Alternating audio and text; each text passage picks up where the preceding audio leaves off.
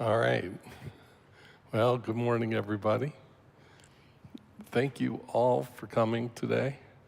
I really appreciate you being here and me being able to see you. This talk that I'm going to do today, actually, is sort of part two of the one that I gave 3 weeks ago. 3 weeks ago, I was trying to introduce you to the three jewels and the idea that there's an outer way of relating to the three jewels, there's an inner way, and then there's what they call a secret way. The reason it's called secret, really, it's wonderful to have all that magic and mystery, but really it's because what the Buddha taught is a path that endeavors to help us crack through the secret that we're keeping from ourselves, which is that we all have the same nature as the Buddha. We all have the potential for awakening, but since we don't experience that directly, it's kind of like a secret we keep from ourselves. In my opinion, when you boil down the whole Dharma, the whole limitless, endless set of teachings given by the Buddha and then all those that followed and actually achieved this, making this secret not secret to themselves anymore, achieved enlightenment. The whole thing is about, okay, we want to help them the best we can. So what can we tell them? How can we guide them into a way of practice that will create the experience, create the conditions necessary for them to experience directly what their own nature is?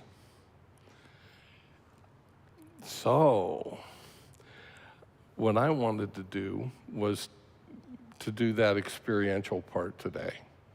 So, included in today's talk, like the main part of it is actually that I'll lead you in a guided meditation on the refuge prayer. We could do this with a lot of prayers.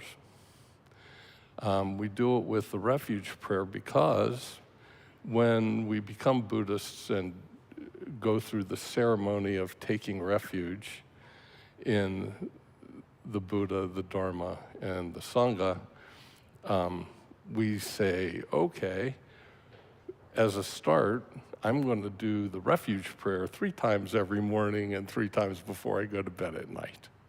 And it doesn't take too long, and it's very, very powerful. It's very direct.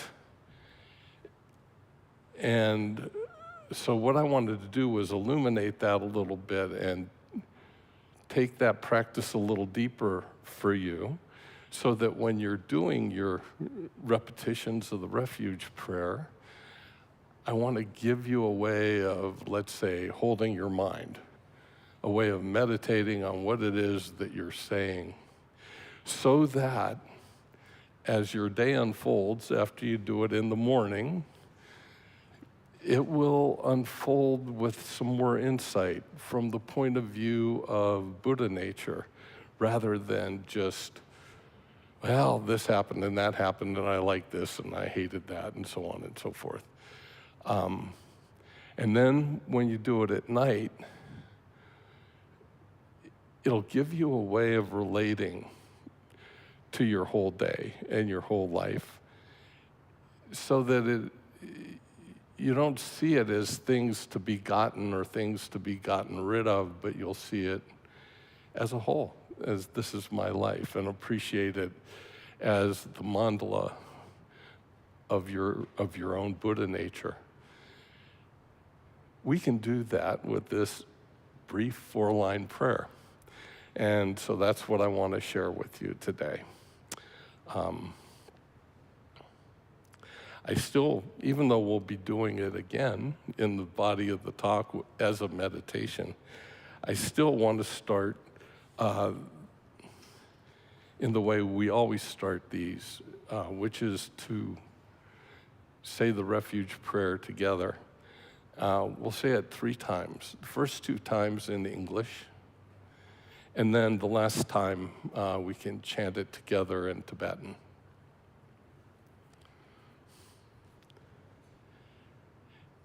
In the Buddha, the Dharma, and the assembly most excellent, I take refuge until I reach enlightenment. By the merit of generosity and other good deeds, may I achieve enlightenment for the sake of all beings.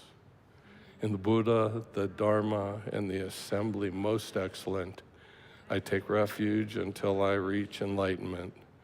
By the merit of generosity and other good deeds, may I achieve enlightenment for the sake of all beings.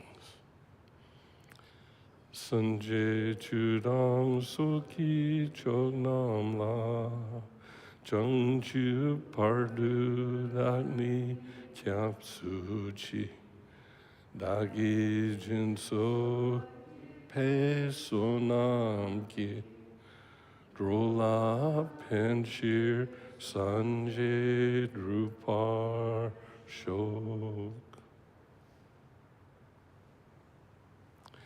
Thank you.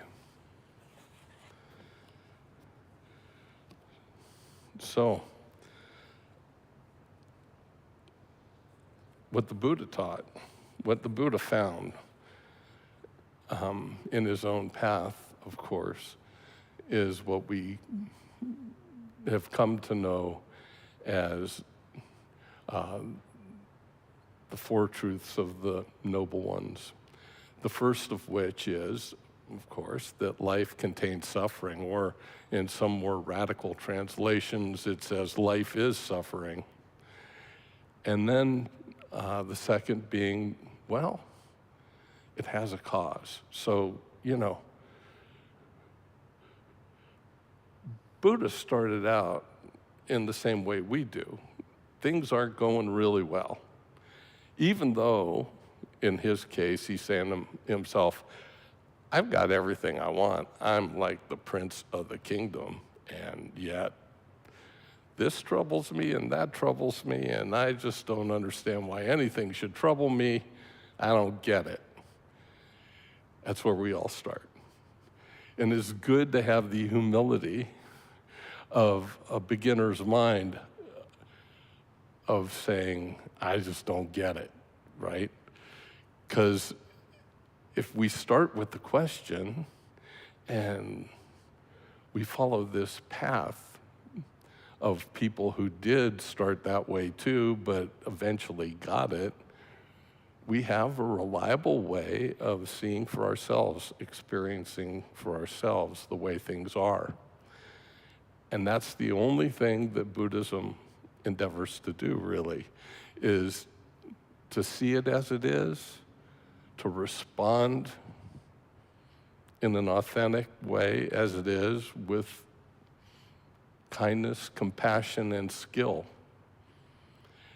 So the whole thing that we're setting ourselves up for is that. And we start with this, well, I just don't know, okay? And then he found, well, actually, this doesn't just come from out of the blue. It's not because some divine entity is rather pissed off at me, and therefore I'm being visited with all this discomfort and unsatisfactory kind of mishigas in my brain. There are causes. There are causes.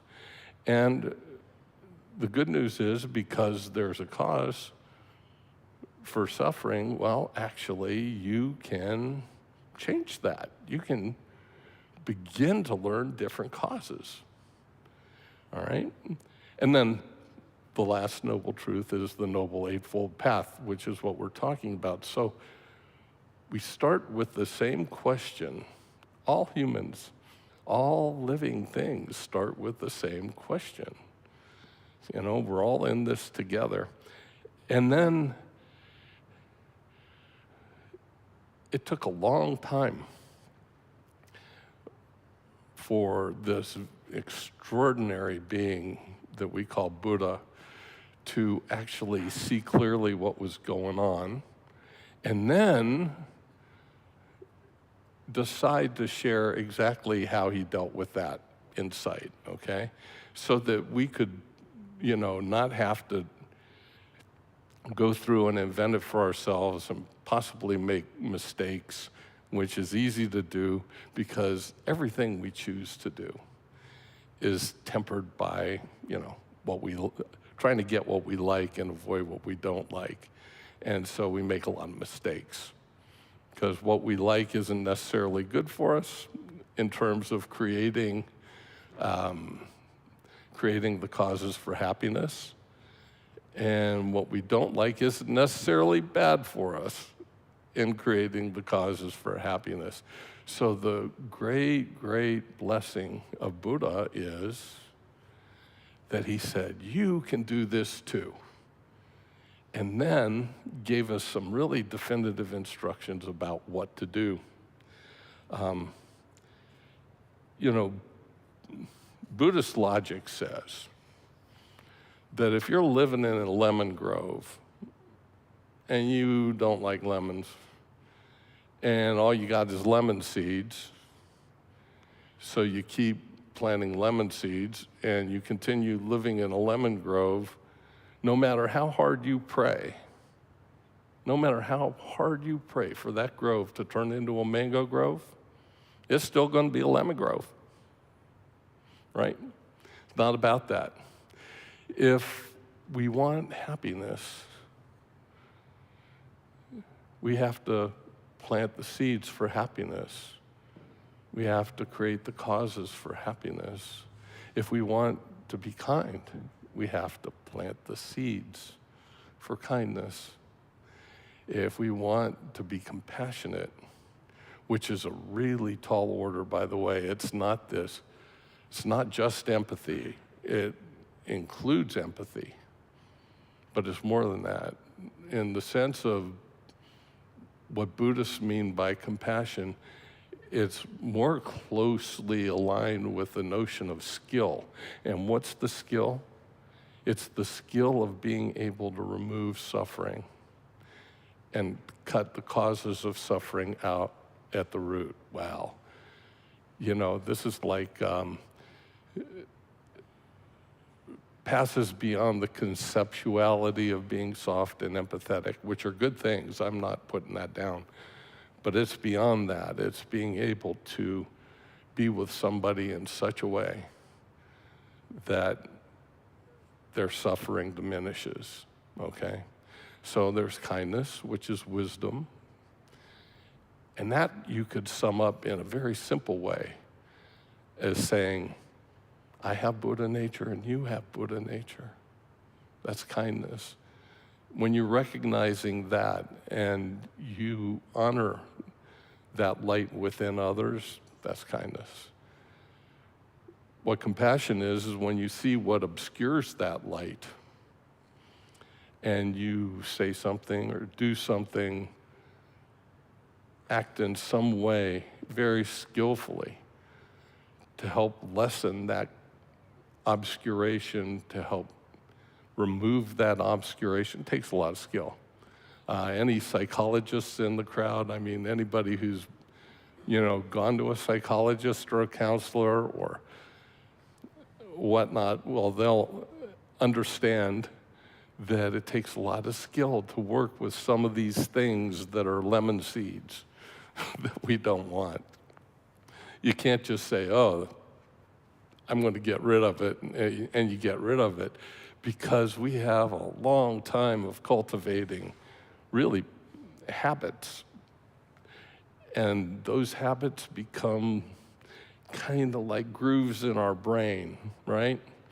And the energy of our life flows into our mind and through those grooves, and we always kind of go down to the river and eventually into the ocean of life in the same way until we kind of fill those grooves in and cut some other grooves.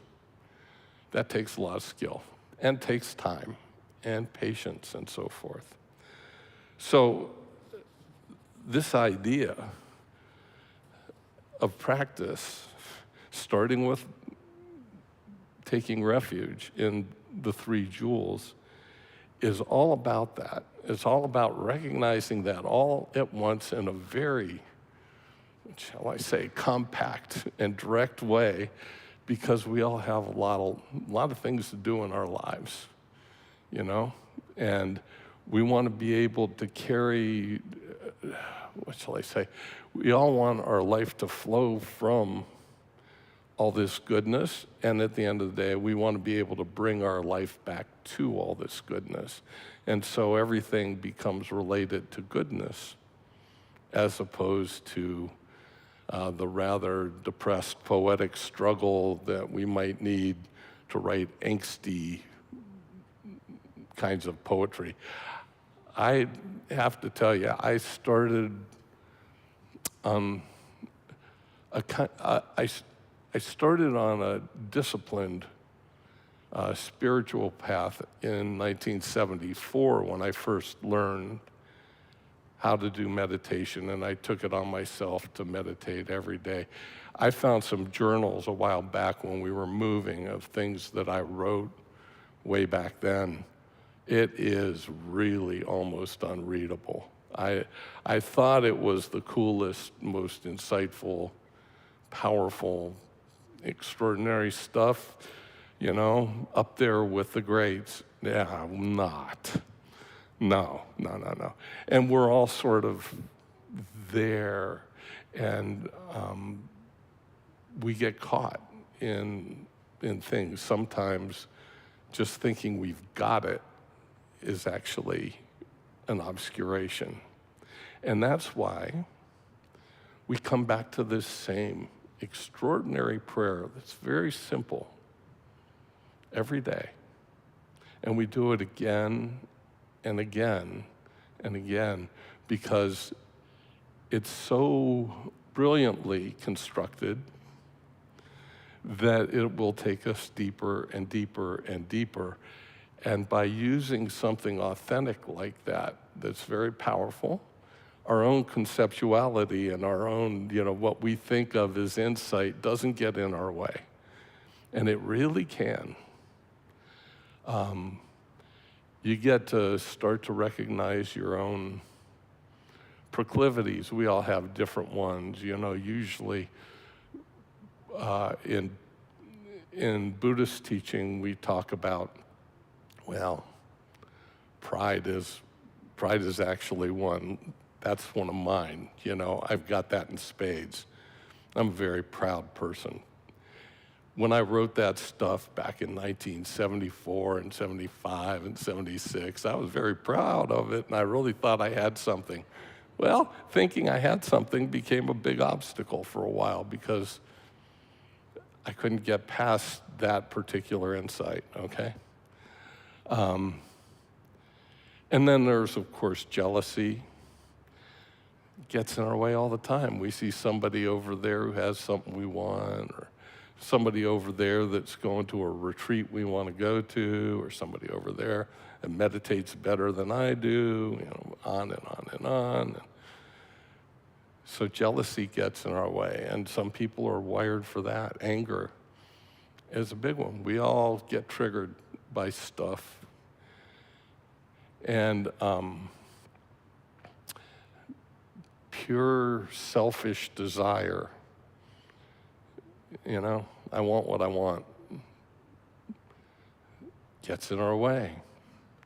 And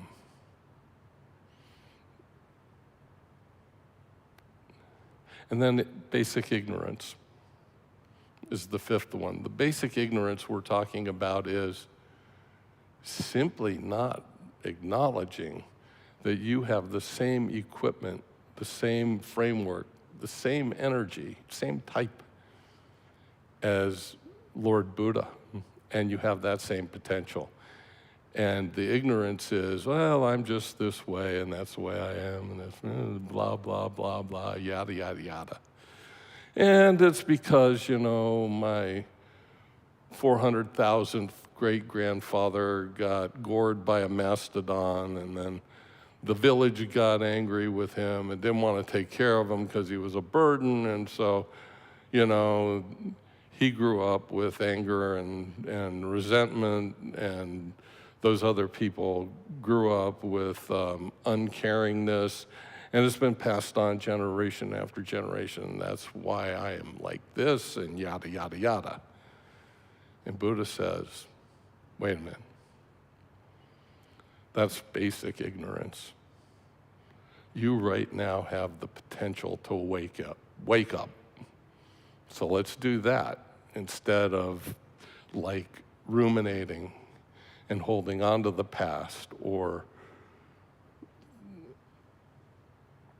worrying about the future or whatever is keeping you from this present moment, right? So, understanding that we have limitations in terms of what we can experience directly from the place we are right now. We've been given some simple practices. And so I want to offer you today this simple way of refuge that once you kind of learn the view of it and the flow of it, it can just be kind of the state of mind you bring to your refuge practice every day. And I believe it'll have great benefit, which is why I'm sharing it. It's something that I'm very mindful of with refuge practice and other practices that I do. It's got this kind of quality and rhythm. So, what I find is that before reciting the words, it's really good to take a mindful moment so that I'm not just parroting some words and hoping they will magically change lemon seeds into mango seeds,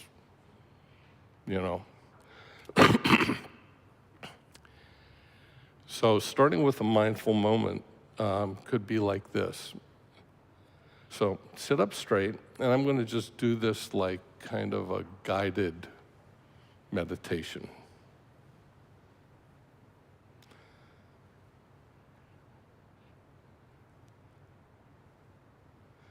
Just become aware of your breathing. And let your awareness ride on your breath. This awareness like the rider, your breath like a horse. And relax your body.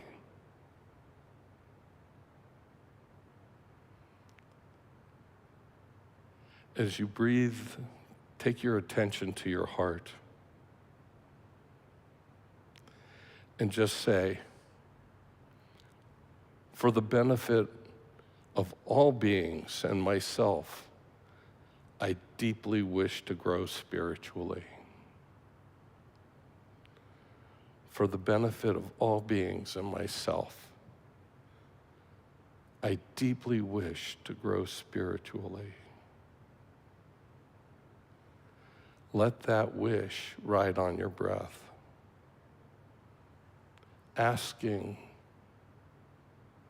for this blessing of growing as you exhale, and relaxing your body as you breathe in.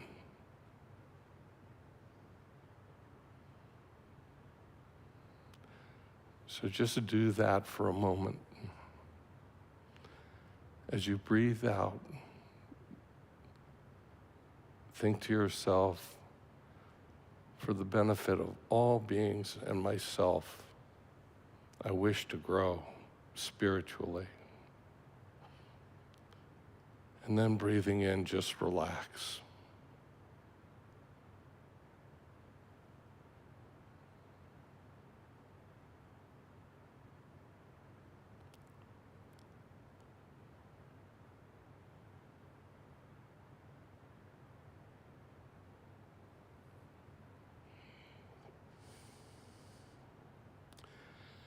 With each breath, feel it move deeper within you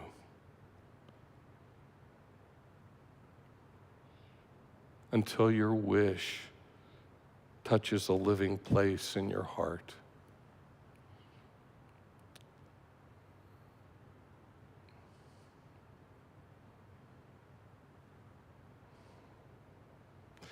Usually you can feel a little warmth in your heart when you meditate like this.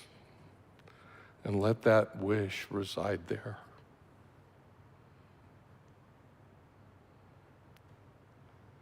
You can't force it. It will happen naturally. Forcing it will just add to the resistance, actually. So just follow your breath patiently.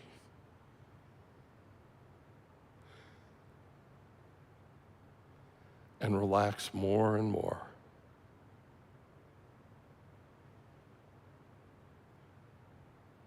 Until it reaches into that simple, sweet, profound place within yourself,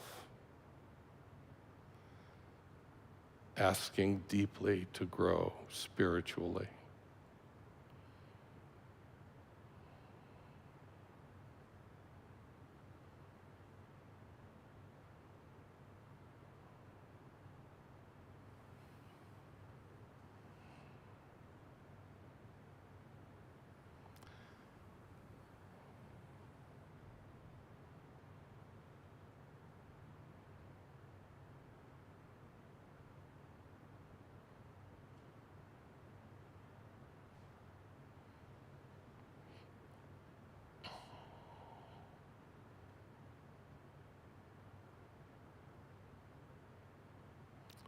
So that is the basis of your practice, this deep wish to know yourself as you are.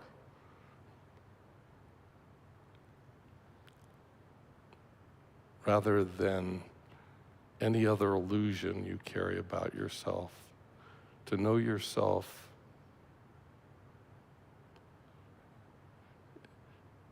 as the home of Buddha nature.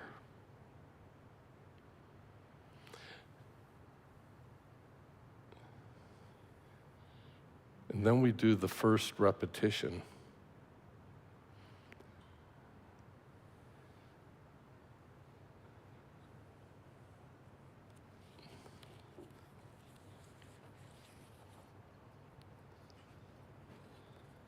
Imagine as you do it, the Buddha's in front, right in front of you, made of light,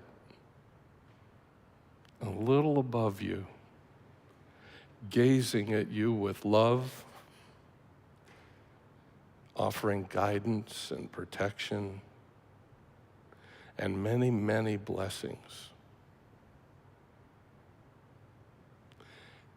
Imagine these blessings are the teachings, the Dharma, the path itself, flooding you with light.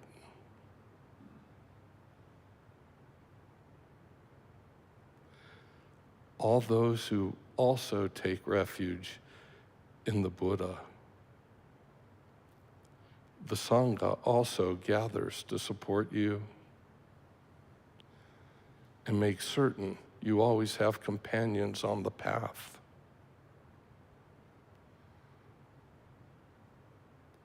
So rest at home, realizing you're at home in the mandala of the Buddha.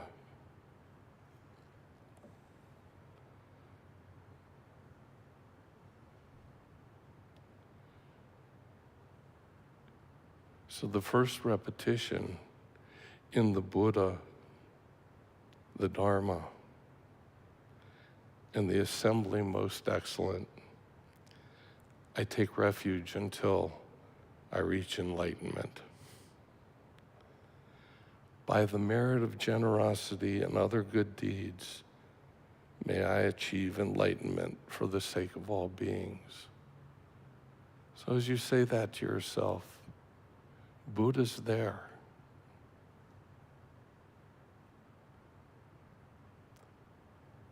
pouring the entire Dharma into you. Every blessing.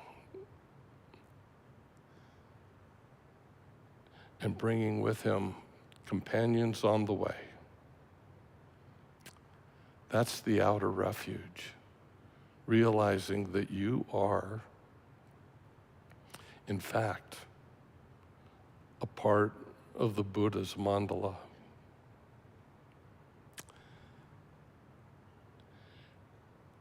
And then the second repetition. So when you start the second repetition, you realize that you're alive in the Buddhaverse, as Robert Thurman likes to call it. I love that. Alive in the mandala of the Buddha.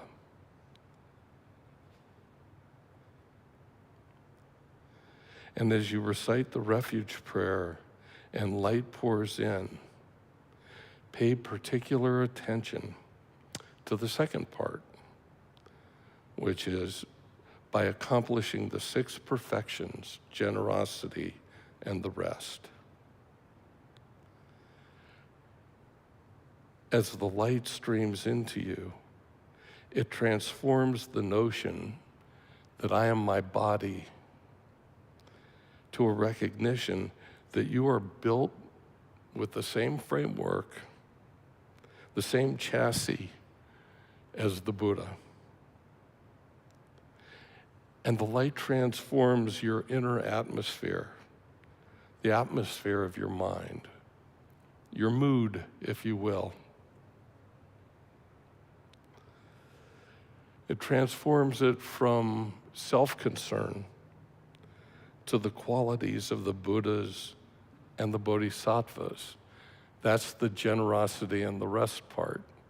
So what are those 6 perfections that are being referred to? Generosity, ethics, patience, joy in diligence, mindful awareness, and wisdom. So just take a moment and feel the atmosphere inside yourself as you take on the mood of generosity.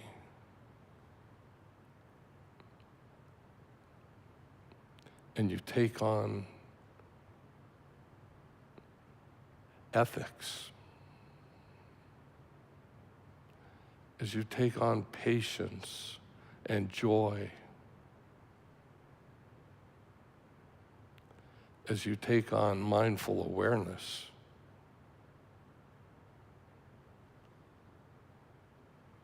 And in that atmosphere, wisdom just blossoms like a lotus.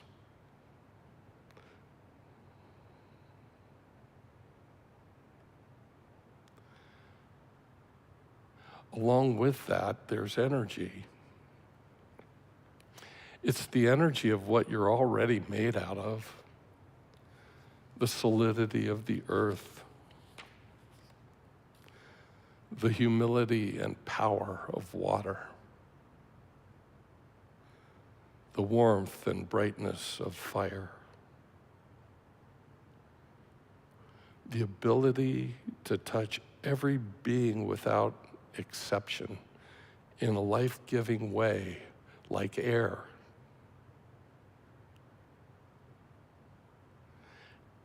And the openness that accommodates whatever arises, like space.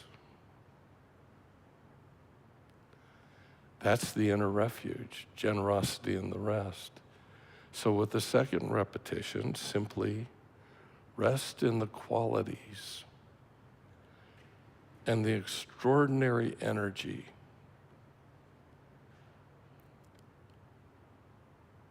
of the Buddha's blessing.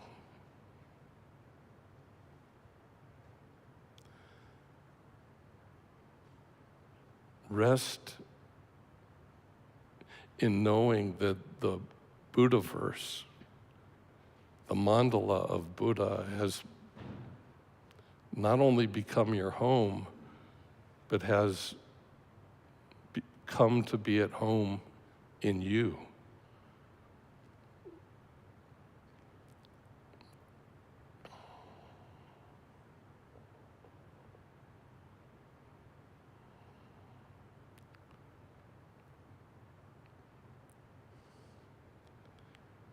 By accomplishing the 6 perfections, generosity,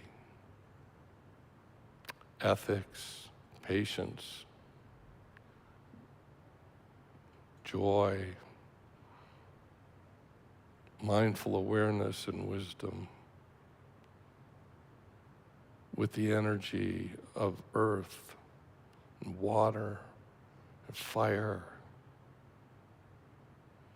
and air and space. I vow to achieve enlightenment for the sake of all living beings. That's the inner refuge. The second repetition.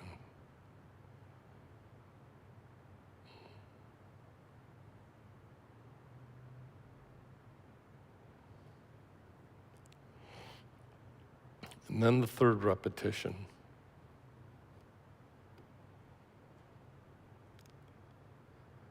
We say the prayer again. In the Buddha, the Dharma, and the assembly most excellent, I take refuge until I reach enlightenment. By the merit of generosity and other good deeds, may I achieve enlightenment for the sake of all beings. And in the third repetition, we emphasize the third part. May I achieve enlightenment for the sake of all beings.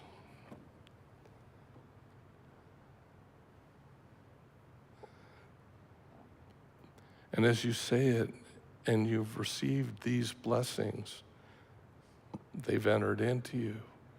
They've transformed your inner environment.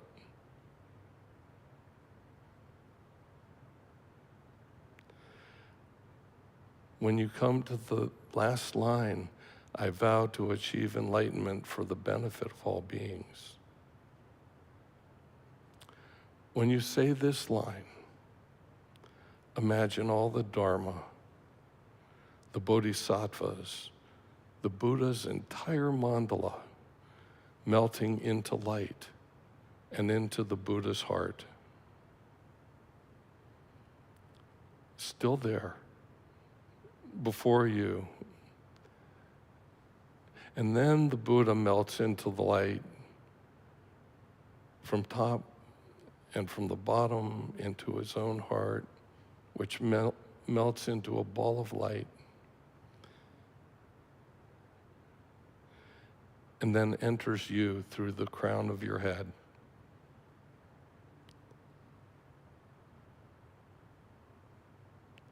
So take a moment and imagine that. Everything that appears and exists, all the qualities, all the activities, all the energies that are part of the Buddha's mandala, melting into his heart, and then the Buddha melting into light and into your heart.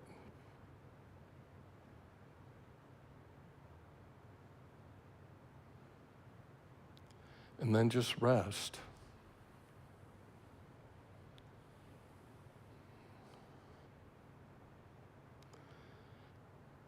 As you rest in this, the light unfolds from your heart.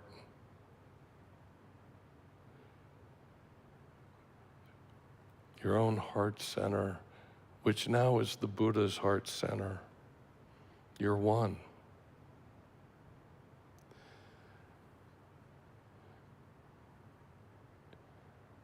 and it's limitless and open and luminous. Everything that appears and exists are connected to your heart center, this infinite openness.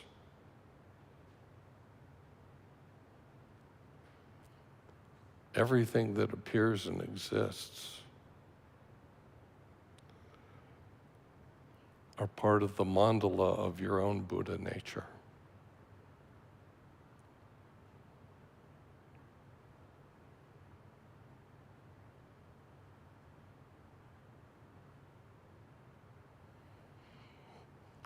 And simply rest with that.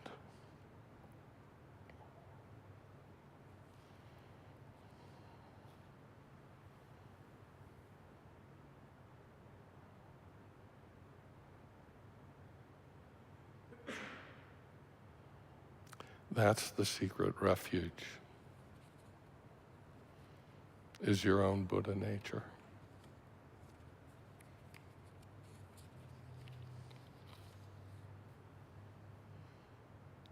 The great Dolpopa Sherab Jaltsen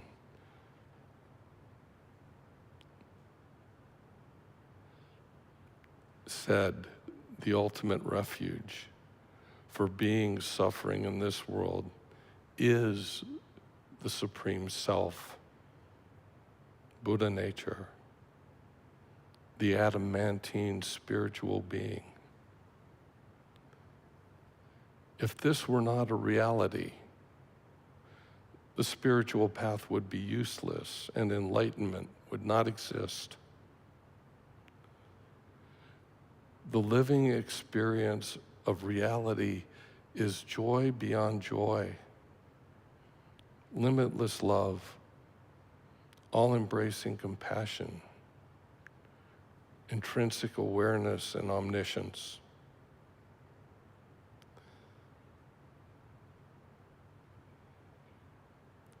If there were no absolute reality, there would be no relative world. If there were no permanent, fully illumined state, consciousness would not exist at all. This is the state of the primordial Buddha. The Buddha who has always existed, even before our human Buddhas were born. This state is always fully present in each of us. But it's not available to those who argue philosophically. It's only available to the yoga practitioners who cleanse their minds in order to experience it directly.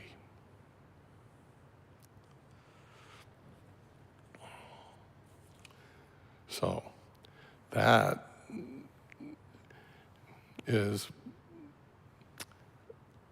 something that you can do when you do your refuge prayer.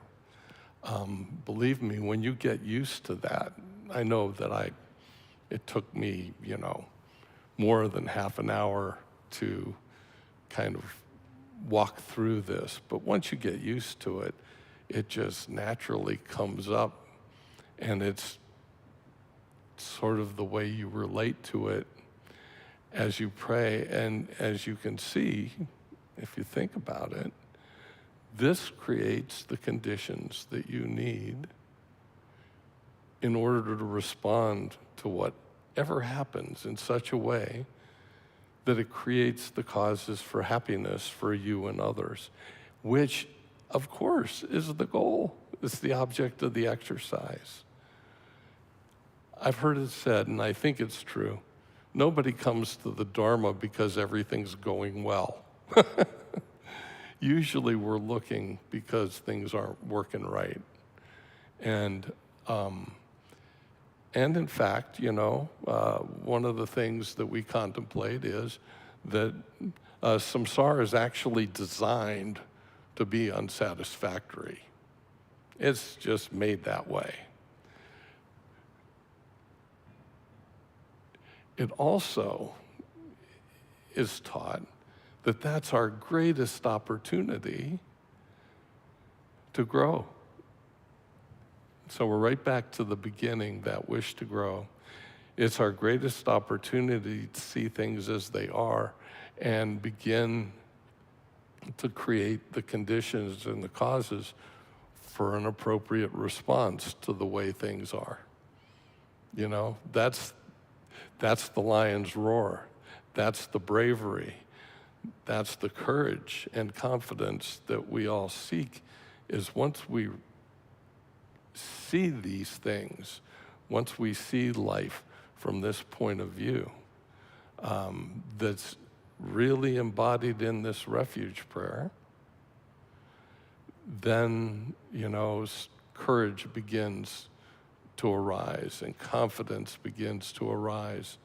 And we begin to, without even thinking about it, we begin to see ourselves doing things that actually are a benefit. And guess what? At the end of the day, when you feel like you've been a benefit, you'll be happy.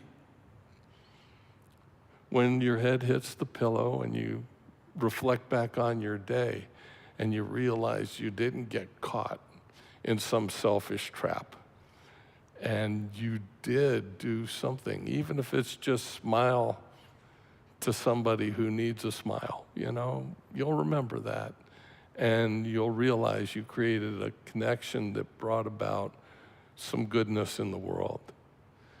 And of course, there are all levels of bringing about goodness in the world, but it's the small, simple, direct things that that matter the most in the end of the day. I have a little story to read. That kind of illustrates this. It's by a journalist and author named Elizabeth Gilbert. And I just saw this the other day when I was thinking about this talk. It goes like this. She said, "Some years ago, I was stuck on a cross-town bus in New York City during rush hour. Traffic was barely moving. The bus was filled with cold, tired people who were deeply irritated with one another and the world itself. Two men barked at each other about a shove that might or might not have been intentional. A pregnant woman got on and nobody offered her a seat. Rage was in the air. No mercy would be found there. But as the bus approached 7th Avenue, the driver got on the intercom and he said, 'Folks, I know you've had a rough day and you are frustrated. I can't do anything about the weather or traffic, but here's what I can do. As each one of you gets off the bus, I will reach out my hand to you. As you walk by, drop your troubles into the palm of my hand, okay? Don't take your problems home to your families tonight. Just leave them with me. My route goes right by the Hudson River, and when I drive by there later, I will open the window and throw your troubles in the water.'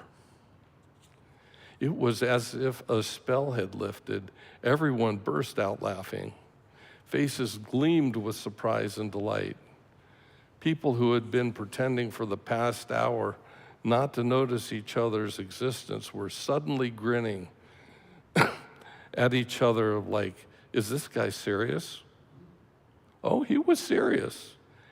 And the next stop, just as promised, the driver reached out his hand, palm up, and waited. One by one, all the existing commuters placed their hand just above his and mimed the gesture of dropping something into his palm.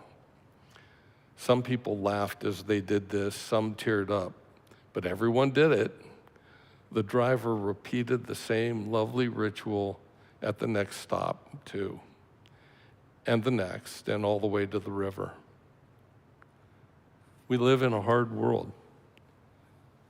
Sometimes it's extra difficult to be a human being. Sometimes you have a bad day.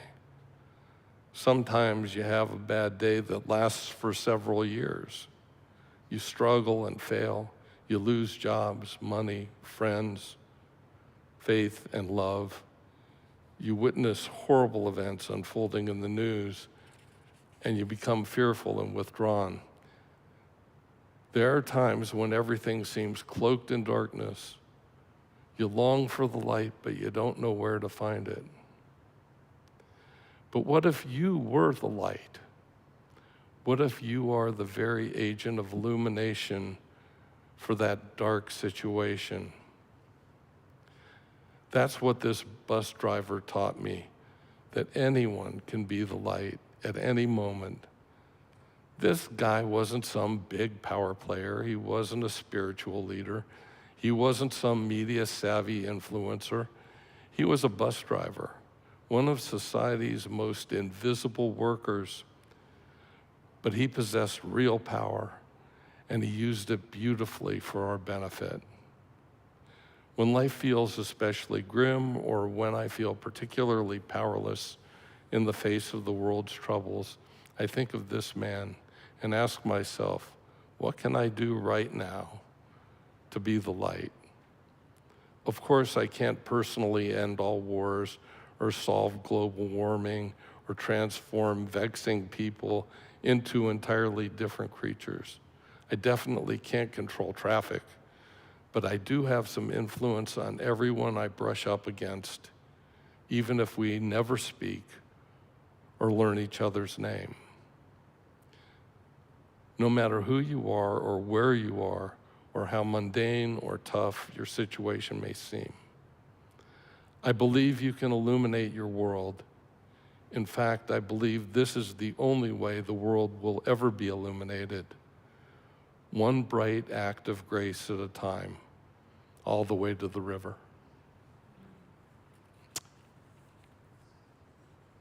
One of the glories of the Dharma is that we have, this is a beautiful piece, beautifully written, beautiful sentiment. One of the glories of the Dharma is that we've been given these actual methods by people who have achieved that, methods of training ourselves, and all we have to do is pick up the practices with some joy because we've been given them, and some diligence because our minds require diligence to kind of reformat them. And then we can begin to relate to the world that we're in, whatever it is, as our Buddha nature. And we can relate to the world as our mandala, and the appearances in our world as the light in our world. Because truly, that's the way it is. So anyway, that's my Dharma talk for the day. We have like 7 minutes left for questions, if you have any, or comments. And it doesn't have to be questions about this particular talk or comments about this particular subject. It can be anything. Just whatever comes to mind.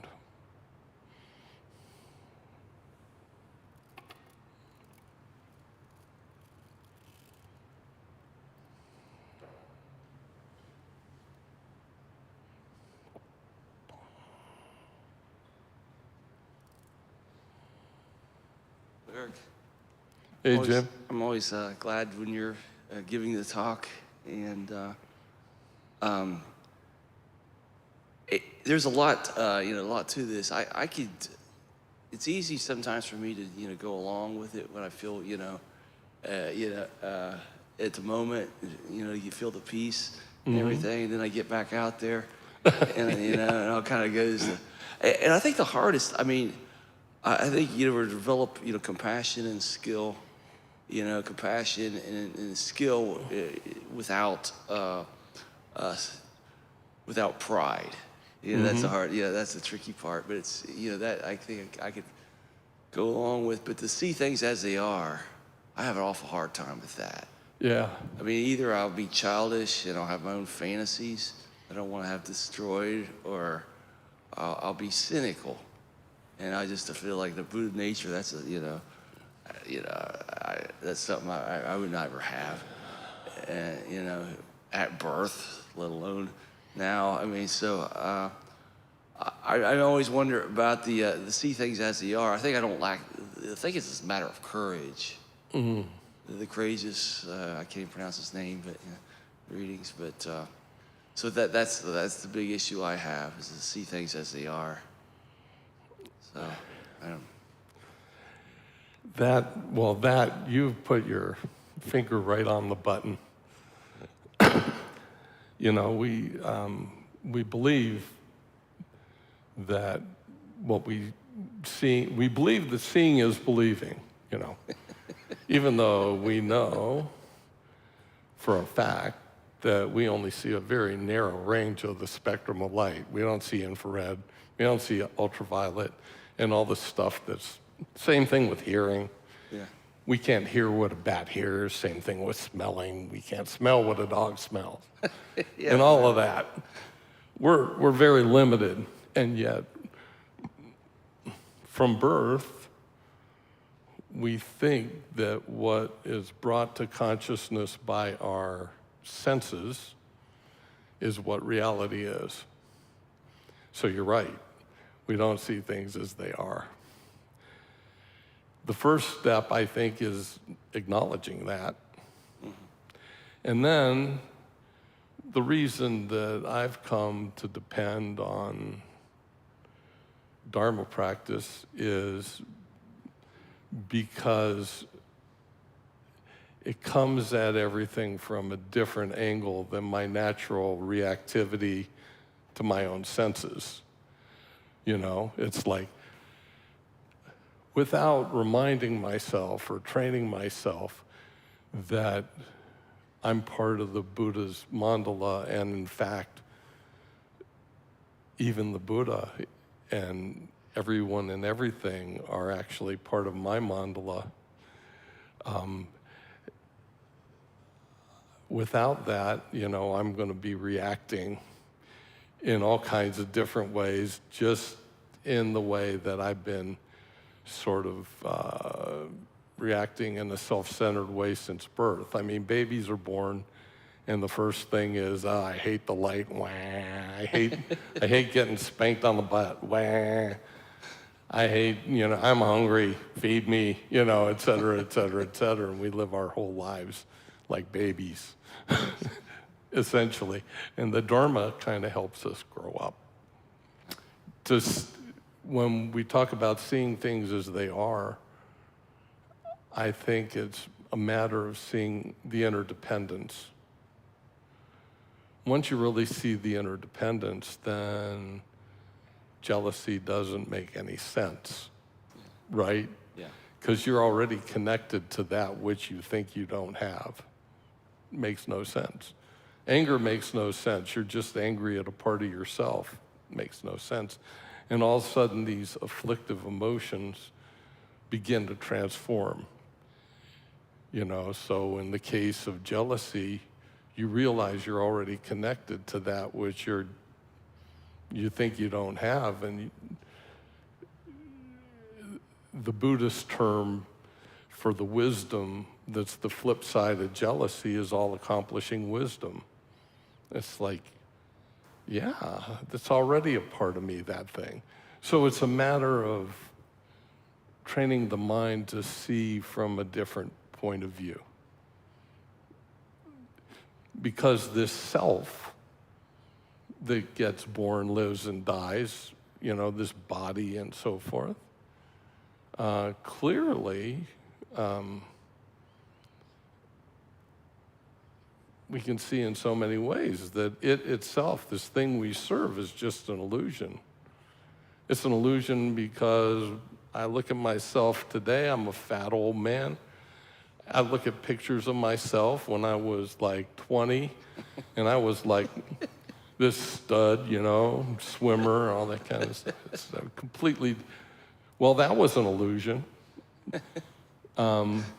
Same thing when I used to have thoughts as a 20-something-year-old, and I would write them in my journals, and they were so profound, and I read them now, and I'm just like, whoa. It's really, angsty and awful. So all these things that we grasp at as being real, and we serve them, literally we serve them, we're serving something that doesn't even really have any kind of permanent existence. Meanwhile, this authentic refuge of Buddha nature, according to Dolpopa, that's the one thing that is actually there, and it was there even before there were humans.